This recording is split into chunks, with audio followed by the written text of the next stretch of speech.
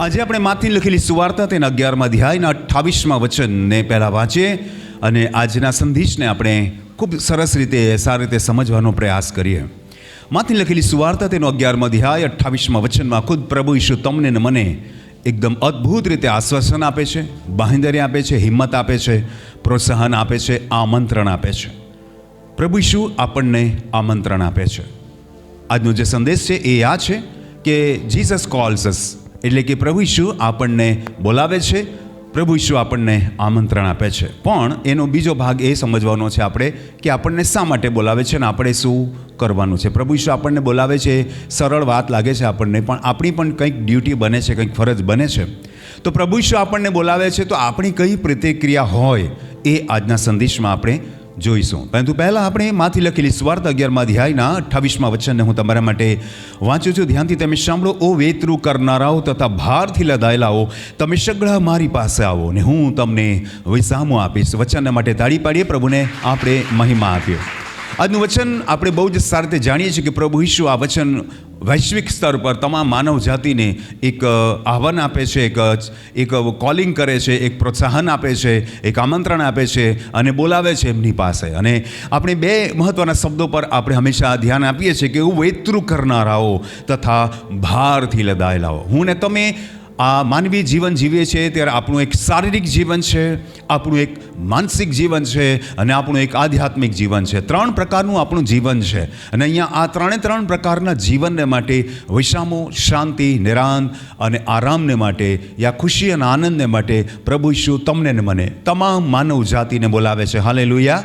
એટલે કે પ્રભુ ઈસુ તમામ માનવ જાતિને પ્રેમ કરે છે અને તમામ માનવ જાતિના સંદર્ભમાં પ્રભુ ઈસુ જાણે છે કે તેઓ શારીરિક રીતે બર્ડનમાં છે, એટલે કે દબાણ હેઠળ છે, મુશ્કેલીમાં છે, સમસ્યામાં છે, બીમારીમાં છે, મૃત્યુના ભયમાં છે. શારીરિક રીતે, માનસિક રીતે આ માનવ જાતની આજની જીવનશૈલી એવી છે કે તેઓ ચિંતામાં છે, દેવામાં છે, માનસિક તણાવમાં છે.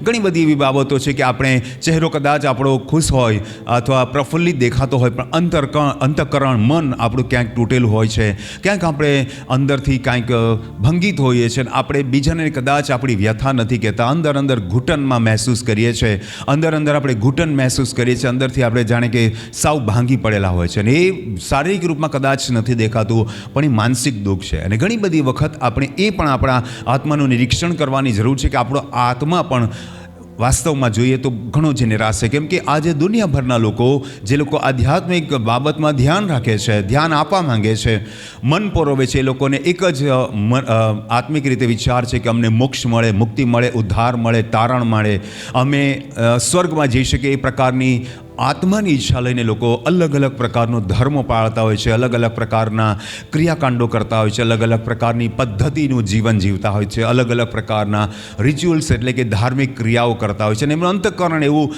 માને છે કે મને આમ કરવાથી મોક્ષ મળશે, આમ કરવાથી તારણ મળશે, આમ કરવાથી સાલ્વેશન મળશે, આમ કરવાથી મને મુક્તિ મળશે, મારા આત્માને તમામ બંધનમાંથી હું છૂટી જઈશ, વગેરે પ્રકારના વિચારધારાઓથી લોકો આજે અંદરથી આત્માથી કંઈક ઈચ્છુક છે. એટલે કે 3 પ્રકારે માણસ અધૂરો છે, 3 પ્રકારે માણસ દુઃખી છે. શારીરિક રીતે દુઃખી છે, બીમાર છે, અશક્ત છે, કમજોર છે. માનસિક રીતે ચિંતામાં છે, દેવામાં છે, ભવિષ્યની ચિંતાઓ લઈને એ પડી ભાંગેલો છે. અને આત્મિક રીતે મોટા ભાગના લોકો જ્યારે આત્મિક બાબતમાં વિચારે છે ત્યારે એમને ખાસ કરીને તારણની વિશેષ કલ્પના હોય છે. મોસ્ટલી તમામ જેટલા બી પ્રભુ પર વિશ્વાસ કરનાર લોકો છે એ સંસારની વાતો કરતાં, મનની વાતો કરતાં વધારે ને વધારે ધ્યાન આત્મિક બાબત પર આપતા હોય છે. અને આપણે તારણ મેળવવાની ઉત્કંઠા રાખીએ છીએ, આશા રાખીએ છીએ. એટલે કે જે લોકો જે કંઈ પ્રકારની સ્થિતિમાં, તમામ 3 સ્થિતિમાં દુઃખી છે, લાચાર છે, તકલીફમાં છે, એવા લોકોને પ્રભુ ઈસુ ખુલ્લેઆમ જાહેરમાં આમંત્રણ આપે છે. વૈશ્વિક સ્તર પર, એટલે globally he is invite to the everyone. એટલે કે વૈશ્વિક રીતે તમામ માનવ જાતિને કહે છે કે ઓ વેતરું કરનારાઓ તથા ભારથી લદાયેલાઓ, તમે સઘળા મારી પાસે આવો, હું તમને વિસામો આપીશ. એની અંદર એક શબ્દ છે વેતરું. વેતરું એ ગુજરાતીનો એક ખાસ શબ્દ છે. અને વેતરુંનો મતલબ બીજો જે એનો પર્યાય અર્થ થાય છે એ થાય છે ગુલામી. એનો મતલબ થાય છે ગુલામી. દાખલા તરીકે મારે આજે ખાવાનું ખાવું છે અને મારે ઈચ્છા થાય કે મારે બપોરે 12:30 વાગે ખાવાનું ખાવું છે, તો મારા ઘરમાં ખાવાનું હશે અથવા ફ્રીજમાં હશે, અથવા મારા પત્નીને કહીશ કે મને ખાવાનું આપો તો એ આપી દેશે ને હું શાંતિથી ખાઈ લઈશ. મારે કોઈ મોટા પ્રયત્ન કરવાની જરૂર નહીં પડશે, મારી ઈચ્છા પ્રમાણે મને ખાવાનું મળશે. પણ જે લોકો ગુલામ છે, જે લોકો કોઈ આવી રીતે છે, તે લોકોના જીવનમાં પોતાની ઈચ્છા પ્રમાણે કંઈ થતું નથી, છતાં તેમણે સંઘર્ષ, મહેનત કરવું પડે છે, પરિશ્રમ કરવું પડે છે, પસીનો પાડવો પડે છે, ટંકે ખાવાનું નથી મળતું. અને એ જે જીવનમાં આપણી ઈચ્છા અનુસારનું જીવન જ્યારે આપણે નથી જીવાતું, તેને વૈતરું કહેવાય. વૈતરુંનો મતલબ એટલો જ નથી કે કોઈ મોટા શેઠને ત્યાં કોઈ નોકરી કરતો હોય, યા દાસ તરીકે કામ કરતો હોય અને રાત દિવસ ખેતીનું કામ યા ઘરનું કામ કરતો હોય, એટલું જ નોકરનો અર્થ નથી થતો. વાસ્તવમાં આપણા વ્યક્તિગત જીવનમાં પણ આ બાબત બને છે કે ઘણી બધી વખત હું ઈચ્છા રાખું છું કે મારા જીવનમાં આમ થાય, મારા પત્નીના જીવનમાં આમ થાય, મારા બાળકોના જીવનમાં આમ થાય, મારા મંડળીના લોકોના જીવનમાં આમ થાય, મારા આગેવાનોના જીવનમાં આમ થાય. પણ જ્યારે એ બધું નથી બનતું, આપણી ઈચ્છા અનુસાર નથી થતું, ત્યારે આપણે અંદરથી ભાંગી પડીએ છીએ, અંદરથી તૂટી જઈએ છીએ અને આપણી ઈચ્છા વિરુદ્ધનું જાણે કે થતું હોય છે. ને ત્યારે જાણે કે એ બાબતને પરિપૂર્ણ કરવા માટે આપણે સંઘર્ષ અને મહેનત કરીએ છીએ. તેને આપણે વૈતરું કહેવાય, કેમ કે આપણી ઈચ્છા પ્રમાણે નથી થઈ રહ્યું. ત્યારે પરિસ્થિતિને સામે જ્યારે આપણે માત ખાઈ જઈએ છીએ, હારી જઈએ છીએ, ત્યારે આપણે આ જાણે કે વૈતરું કરીએ છીએ. અને ભારથી લદાયેલો, ભારનો મતલબ થાય છે કે મારે આ વજન ઉચકવું જ પડશે, મારે હવે આ કામ કરવું જ પડશે, મારી જવાબદારી છે. વૈતરુંમાં જવાબદારી નથી હોતી, ગુલામી હોય છે. જ્યારે ભારથી લદાયેલાનો મતલબ છે કે મારે આ ફરજમાં આવે છે, મારે આ કરવું જોઈએ. હું એક પિતા છું તો મારા બાળકોની ફી ભરવાની હોય તો મારે ભરવી પડે, એમના અભ્યાસની સામગ્રી લાવવાની હોય તો મારે લાવવી પડે, એમની જે કંઈ શૈક્ષણિક યા એમની વ્યક્તિગત જરૂરત હોય તો મારે પૂરી. ઇટ ઇઝ માય ડ્યુટી, એ મારી ફરજ છે. એટલે એ ભારમાં આવે. વૈતરું શબ્દ નથી આવતો, એમાં મારી જવાબદારી આવે છે. તો હું અને તમે બે પ્રકારનું જીવન જીવીએ છીએ. એક તો આપણી ઈચ્છા પ્રમાણે કશું થતું નથી ને આપણે જાણી બજીને એવું જીવન જીવવાનો પ્રયત્ન કરીએ છીએ પણ થતું નથી, ત્યારે આપણે આપણા વ્યક્તિગત જીવનમાં આપણા જ જીવનથી વૈતરું કરીએ છીએ. આધ્યાત્મિક રીતે જોઈએ તો શૈતાનની ઈચ્છા પ્રમાણે જીવન જીવીએ છીએ. વ્યસનમાં હોઈએ, વ્યભિચારમાં હોઈએ, મૂર્તિ પૂજામાં, ત્યારે પણ આપણે આધ્યાત્મિક વૈતરોમાં છે. તો આ પ્રકારે વૈતરું શબ્દ બને છે. અને જે ભાર છે એ ભાર મારે લેવો જોઈએ જ અને મારે કામ કરવું છે. ઇટ્સ માય ડ્યુટી, આ મારી ફરજ છે. તો આજે હું ને તમે કેટલી બધી ફરજો નિભાવીએ છીએ. જે લોકો પુરુષ છે તેઓ પતિ તરીકેની ફરજ નિભાવે છે, પુત્ર તરીકેની ફરજ નિભાવે છે, પિતા તરીકેની ફરજ નિભાવે છે. કોઈ હું દાખલા તરીકે હું સેવક છું તો મારું એક ડ્યુટી બીજી બને છે કે હું એક સેવકની ફરજ નિભાવું છું. તમે આગેવાન છો તો તમારી એક આગેવાન તરીકેની ફરજ નિભાવવી પડે છે. તમે એક વિદ્યાર્થી છો તો તમારી વિદ્યાર્થી તરીકેની ફરજ નિભાવવી પડે છે. તમે એક પત્ની છો તો પત્ની તરીકેની ફરજ નિભાવવી પડે છે, એક મા તરીકેની ફરજ નિભાવવી પડે છે. દેટ મીન્સ આપણા જીવનમાં જે કંઈ આપણી ફરજો છે એ આપણે ફરજો નિભાવવી પડે છે. એ આપણો બોજો છે, એ આપણી ડ્યુટી છે, આપણી ફરજ બને છે. અને એમાં પણ ઘણી બધી વખત આપણે ત્રાહિમામ થઈ જઈએ છીએ. પતિ પત્નીના કંકાસ વચ્ચે પતિએ કંટાળી જાય, પત્નીએ કંટાળી જાય. મા બાપ અને બાળકો વચ્ચે જનરેશન ગેપ બનતી હોય તો મા બાપ એમ કહેતા બેટા આમ કરો, ત્યારે છોકરાઓ એમની કેટલી વાત નથી માનતા. ત્યાં એક વધારે પડતું દબાણ થઈ જાય, વચ્ચે જનરેશન ગેપ બની જતી હોય છે. આગેવાનો, બાળકો, કમિટી, આ તે દુનિયા બધી જ જગ્યા પર જોઈએ તો આપણે કાંઈક ફરજથી આપણે ચાલવું પડે છે અને એ ફરજ આપણે કરવી પડે છે. ન ઈચ્છા હોય તો પણ એ ફરજ આપણે નિભાવવી પડે છે. તો આને બહુ વિસ્તારથી આપણે કહી શકીએ એમ છે. પણ આજે તમને એની સાથે સાથે હું એ વાત કહેવા માગું છું કે જે લોકોને પ્રભુ ઈસુએ બોલાવ્યા એમણે શું કર્યું તે સંદર્ભમાં હું આજનો સંદેશ આપવા માગું છું. એટલે કે સંદેશો એ છે કે પ્રભુ ઈસુ તમને આમંત્રણ આપે છે, એ પહેલો ભાગ છે સંદેશાનો. પરંતુ બીજો ભાગ, ભાગ એવું કહે છે કે મને બોલાવે છે તો મારી શું ફરજ છે, એ સંદેશો આપણે શીખવાના છે. હાલેલુયા, બધા બોલો હાલેલુયા. પણ એનું જે રેફરન્સ વચન હતું આ હતું કે હું ને તમે આટલી બધી ફરજોથી લદાયેલા છે, આટલા બધા તકલીફોથી લદાયેલા છે, છતાં મને પ્રભુ બોલાવે છે તો મારી એક્સ્ટ્રા ઓર્ડિનરી કઈ ફરજ બને છે. પહેલાં આપણે નોર્મલ લાઈફની વાત કરી, શારીરિક, માનસિક અને આધ્યાત્મિક જીવનની વાત કરી, એક આપણી વ્યક્તિગત જીવનની વાત કરી. પણ હવે પ્રભુ ઈસુ તમને જે તમે પરિસ્થિતિમાં છો એમાં તમને બોલાવે તો તમારી પ્રતિક્રિયા શું હોય, તમારું રિએક્શન શું હોય, એમાં આપણે 3 દાખલા લેવાના છે. અને એટલા માટે આપણે વચન વાંચીશું. માર્ક લખેલી સુવાર્તા 1 અધ્યાય 16-20 વચન વાંચું છું. અને તે ગાલિલના સમુદ્રને કાંઠે ચાલતો હતો. તેવામાં તેણે સિમોન તથા તેના ભાઈ આંદ્રિયાને સમુદ્રમાં જાળ નાખતા દીઠા, કેમ કે તેઓ માછલા પકડનારા હતા. અને ઈસુએ તેઓને કહ્યું કે મારી પાછળ આવો ને હું તમને માણસોને પકડનારા કરીશ. અને તરત તેઓ પોતાની જાળો મૂકીને તેની સાથે ગયા. 18 વચન સુધીમાં આપણે એક બાબતને જોઈએ. પહેલાં આ વચનમાં 2 બાબતો છે તો આપણે જોવાનો પ્રયત્ન કરીએ. તો પહેલી વાત શું છે તે જોઈએ કે જ્યારે પ્રભુ ઈસુ સમુદ્રને કાંઠે ચાલતા હતા, બોલો બધા. પ્રભુ ઈસુ સમુદ્રને કાંઠે ચાલતા હતા. એમનું કામ હતું આગળ વધવાનું. બહુ ધ્યાનથી સાંભળજો આમાં પરિસ્થિતિ શું છે. પ્રભુ ઈસુ પોતાના ધ્યેય તરફ આગળ વધી રહ્યા છે. પ્રભુ પોતાના ઉદ્દેશ તરફ આગળ વધી રહ્યા છે. પ્રભુ ઈસુ પોતાના ઉદ્દેશને માટે, કોઈકને મળવાને માટે, કોઈકને આમંત્રણ આપવા માટે, કોઈકને બોલાવવા માટે મહેનતની સાથે જઈ રહ્યા છે. અને આપણે જોઈએ કે ત્યાં બે વ્યક્તિ હતા, સિમોન અને આંદ્રિયા, અને તેઓ કંઈક કામ કરતા હતા. પ્રભુ ઈસુ ચાલતા ચાલતા જતા હતા, પરંતુ સિમોન અને આંદ્રિયા બે ભાઈઓ કંઈક કામ કરતા હતા. બોલો, શું કામ કરતા હતા? બિલકુલ બરાબર ધ્યાનથી સાંભળો કે ગાલિલના સમુદ્રને કાંઠે ચાલતો હતો, તેવામાં તેણે સિમોન તથા તેના ભાઈ આંદ્રિયાને સમુદ્રમાં જાળ નાખતા દીઠા. હાલેલુયા. એકદમ બિલકુલ તૈયારીમાં છે. મેં તમને એક દિવસે શીખવાડેલું હતું કે એ લોકોએ ખાન પર જાળ લીધી હશે, અને આમાં હવે વિચારતા હશે કે હવે આમ કરીને અમે બિલકુલ એને જાળોને ફેંકીએ, એને સ્પ્રેડ, નેટને સ્પ્રેડ કરવું, એમ નાખવાનો મતલબ શું? આમ ફેલાવવું જાળને. અને એ એવા જગ્યા પર એમનો લક્ષ્ય હોય કે જ્યાં માછલીઓનું પ્રમાણ વધારે હોય. માછીમાર છે, એ લોકો લખેલું છે નીચે, માછીમાર છે. અને માછીમારનું કામ એ હોય કે પોતાની એટલી બુદ્ધિ હોવી જોઈએ એમને કે કયા પાણીના ભાગમાં માછલીનું પ્રમાણ વધારે હોય, અથવા કઈ સમયે માછલી પકડવી જોઈએ, કઈ રીતે ઝાડ નાખવી જોઈએ. એમની પાસે બચપનથી એની એક તાલીમ હોય છે, એક ટ્રેનિંગ હોય છે, એમની પાસે એનું જ્ઞાન હોય છે. હું અને તમે જે પણ ક્ષેત્રમાંથી આવતા હોઈએ, શિક્ષક તરીકે આવતા હોઈએ, નર્સ તરીકે આવતા હોઈએ, ડૉક્ટર તરીકે આવતા હોઈએ, એડવોકેટ તરીકે આવતા હોઈએ, વિદ્યાર્થી તરીકે આવતા હોઈએ, ખેડૂત તરીકે આવતા હોઈએ, અમારા જેવા સેવક તરીકે આવતા હોઈએ, કોઈ આગેવાન તરીકે આવતા, યા કોઈ સરકારી નોકરી કરતા હોય, યા ખાનગી નોકરી કરતા હોય, યા જે કંઈ કરતા હોય, પણ તમારી એક વ્યક્તિગત એક ઓળખ છે, વ્યક્તિગત એક પહેચાન છે, વ્યક્તિગત એક ફરજ છે. માછીમારોનું કામ છે વ્યક્તિગત જીવનમાં પ્રતિદિન દરિયામાં જવાનું, હોડીમાં બેસીને દરિયામાં જવાનું, અને જે તે જગ્યા પર એમણે જાળ નાખવાની, એટલે ફેલાવીને નાખવાની, પછી માછલા પકડવાના. ત્યાં ઠંડી હોય, ગરમી હોય, વરસાદ હોય, બધી જ ઋતુમાં એમણે થોડું શરીર ઉઘાડું હોય છે. તમને ખબર છે માછીમારનું શરીર કંઈ મારી જેમ કોટી પહેરીને ના આવતા હોય, વોટ કે સાથ ટાઈ બાઈ લગાવીને ના આવતા હોય. એમનું એક ટ્રેડિશનલ પહેરણ હોય કે હાફ પેન્ટ વગેરે પહેરેલો હોય, અને ઉપરનું કદાચ ડગલો ના પહેરેલો હોય, અને શારીરિક રીતે તેઓ અડધા ખુલ્લા હોય, અને દરિયામાં પણ પડવું પડે, તરવું પણ પડે. કાંઈક ભેરવાઈ જાય તો એને માટે અંદર ઝાડ ફસી જાય તો એને કાઢવા માટે અંદર પાણીમાં પણ જવું પડે, હલેસાએ મારવા પડે, ધમધોકતા તાપમાંય હલેસા મારવા પડે, ઠંડીમાંય હલેસા મારવા પડે, ચોમાસામાંય. મતલબ સંઘર્ષતું જીવન છે માછીમારનું જીવન. એમ જ નથી કે એ માછલી ચાલ બધી બહેનો આવી જાઓ ઝાડમાં. કોઈ એટલું આસાન નથી માછલી પકડો. મારા તમારા જીવનના વ્યક્તિગત જીવનમાં જોઈએ તો આવું જ છે, સંઘર્ષ છે, મહેનત છે, ખૂબ મહેનત કરવી પડે છે. આમ કંઈ આસાન નથી, હે ને? આસાન નથી કે ચાલો ભાઈ આપણે આજનો દિવસ આપણે આરામ કરીએ અને મારા બેંકમાં 5,000 રૂપિયા રોજના પડી જશે, એવું કંઈ થવાનું નથી.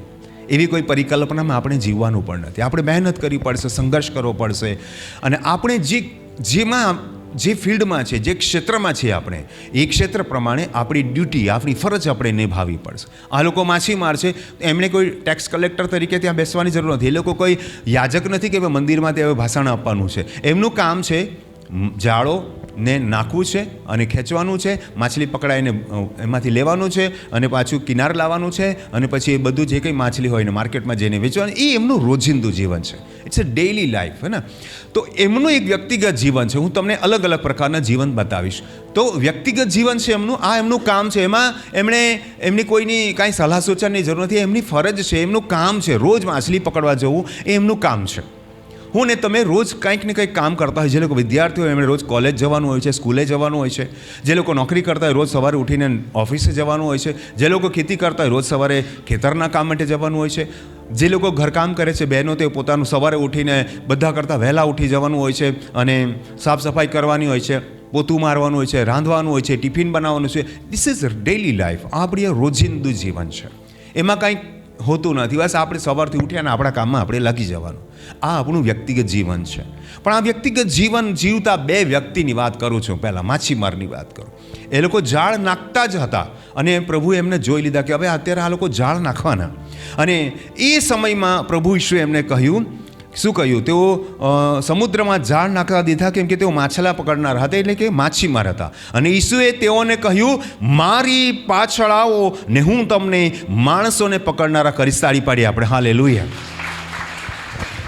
તેઓ પોતાના કામમાં વ્યસ્ત હતા. એમના રોજિંદા કામમાં વ્યસ્ત હતા. જેમ હું એક સેવક છું તો મારું રોજિંદું કામ છે બાઇબલ અધ્યયન કરવું, રોજ હું કરું છું. મારે મિટિંગો કરવું હોય, સેમિનાર કરવું હોય, અલગ અલગ જગ્યા પર લોકોને, બીમાર લોકોને મળવા, ઇટ્સ માય ડ્યુટી, એ મારું કામ છે. વ્યક્તિગત જીવનની વાત કરું, હું મને પ્રભુ જેમ દોરાવે છે તેમ હું કામ કરું છું. એક વિદ્યાર્થી હોય છે, એમણે એનું કામ કરવાનું છે, ભણવાનું છે. એક બહેન હોય, એમણે ગૃહિણી હોય, એમણે ઘરકામ કરવાનું છે. એક ભાઈ નોકરી કરતા હોય, એમણે નોકરી કરવાની છે. એ એમનું રોજનું કામ છે.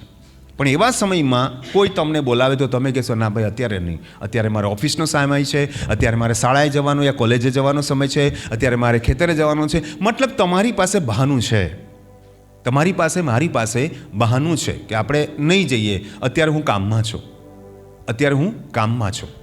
એવા બે વ્યક્તિની વાત કરું છું કે જેવું બસ હવે જાળ નાખવાના જ, હવે માછલીઓ પકડાવવાની અને વેચવા જવાના. મતલબ 1-2 મિનિટનો જ કંઈ ડિફરન્સ હશે વધારે કે ભાઈ પ્રભુ ઈસુ હવે એ લોકો જાળ નાખતા હતા તો પ્રભુ ઈસુએ જોયું કે હવે નાખવાના જ, અને નાખી દીધી તો થોડી વાર ઇંતજાર કરવો પડે, પછી ધીરે ધીરે જાળ ખેંચવી પડે એમની દૈનિક પ્રક્રિયા પ્રમાણે, રોજના કામ પ્રમાણે.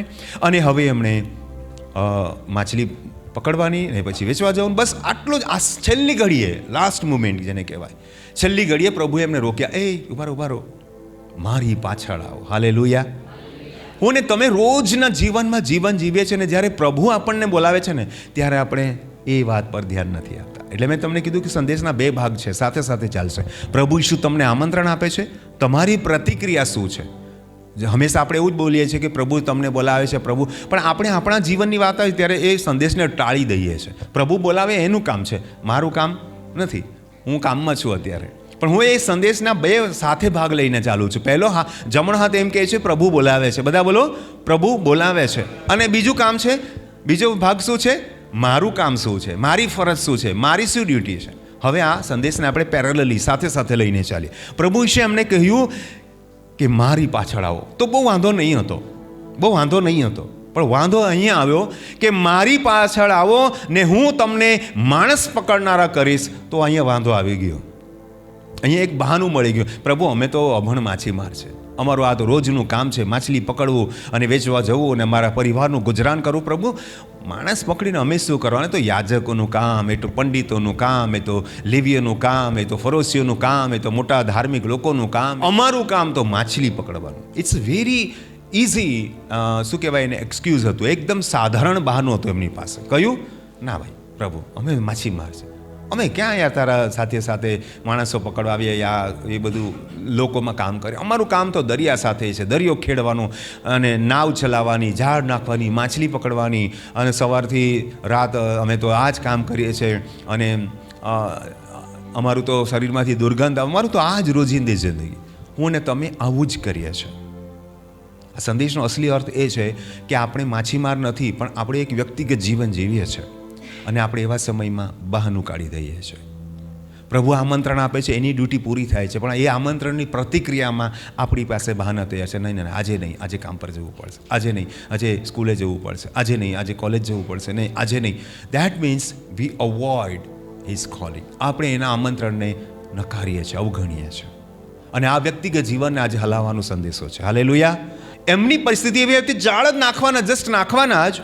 અને એવા સમયે પ્રભુ બોલાવે તો પ્રભુને કહે, પ્રભુ ઊભો રહે, કલાક ઊભો રહે જરા, અહીંયા બેસતું, અમે માછલી પકડાઈ જાય ને એટલે પછી લઈને નીકળીએ, માર્કેટમાં જઈએ, પૈસા લઈએ, પછી તારી સાથે વાત કરીએ. નહીં, on the spot, right time, એકદમ સહી સમય પર, એકદમ સમય પર પ્રભુએ એમને પોકાર કર્યો. અને આજે હું ને તમે આવા ઝાડ નાખવાની પ્રક્રિયામાં જ છે, મહેનતની પ્રક્રિયામાં જ છે, જીવન નિર્વાહના પ્રક્રિયામાં આપણે એકદમ રેડી ટુ ગો એમ કહેવાય. અત્યારે તૈયાર જ છે, બસ હવે અમે ચાલવાના, હવે જવાના. વ્યક્તિગત જીવનની વાત કે પ્રભુ તમને બોલાવે છે ને ત્યારે તમે બહાનું કાઢશો તો નહીં ચાલશે. બિલકુલ સહી સમય પર પ્રભુએ એમને પોકાર કર્યો અને સાથે એમ પણ કીધું કે તમે માછલા પકડો છો ને, હું તમને માણસ પકડનારા કર. એ વાત ક્યારેય નહીં સમજ્યા હશે એ લોકો. એ વાત બહુ પછી ખબર પડી હશે કે એકચ્યુઅલમાં પ્રભુ અમારી પાસે કયું કામ કરવા માંગે. એ જ રીતે હું ને તમે એટલા નિર્બુદ્ધ લોકો છે ને કે આપણને જ્યારે પ્રભુ બોલાવે છે ને તો આપણને બહુ સાધારણ લાગે છે.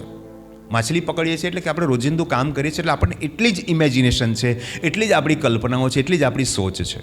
પણ પ્રભુ આપણા જીવનમાં શું કરવા માંગે છે આપણને ખબર નથી. મારી પાસે પાછળ આવો ને હું તમને માણસોના પકડનાર કરીશ. તો એ માણસોના પકડનાર કરનારા એ જે સેકન્ડ પોઈન્ટ છે ને એ એમને સમજાયો જ નહીં હશે. પણ એમણે કીધું મારી પાછળ કમ, ફોલો મી એવું કીધું હશે. મારી પાછળ આવો. અને તે લોકોએ શું કર્યું તે જોઈએ, શું પ્રતિક્રિયા કરી, અને તમારે ને મારે શું પ્રતિક્રિયા કરવાની છે તે જોઈએ. અને ઈશ્વરે તેઓને કહ્યું કે મારી પાછળ આવો અને હું તમને માણસોને પકડનારા કરીશ. અને તરત તેઓ પોતાની જાળો મૂકીને તેની સાથે ગયા. તાળી પાડી આપણે હાલેલુયા. હા, હવે બિલકુલ જાળ નાખવાની તૈયારી હતી, પણ એમણે પ્રભુ ઈસુની વાતોને સાંભળી અને જાળ ત્યાં મૂકી દીધી. જાળ કઈ? હવે નાખીને માછલા જ પકડવાનું. એકદમ લાસ્ટ મુમેન્ટ હતી, છેલ્લી ઘડીઓ હતી. પણ પ્રભુએ જ્યારે આમંત્રણ આપ્યું તો એમની પ્રતિક્રિયા બહુ અદ્ભુત હતી. હું આ પ્રતિક્રિયા પર સંદેશ આપી રહ્યો છું.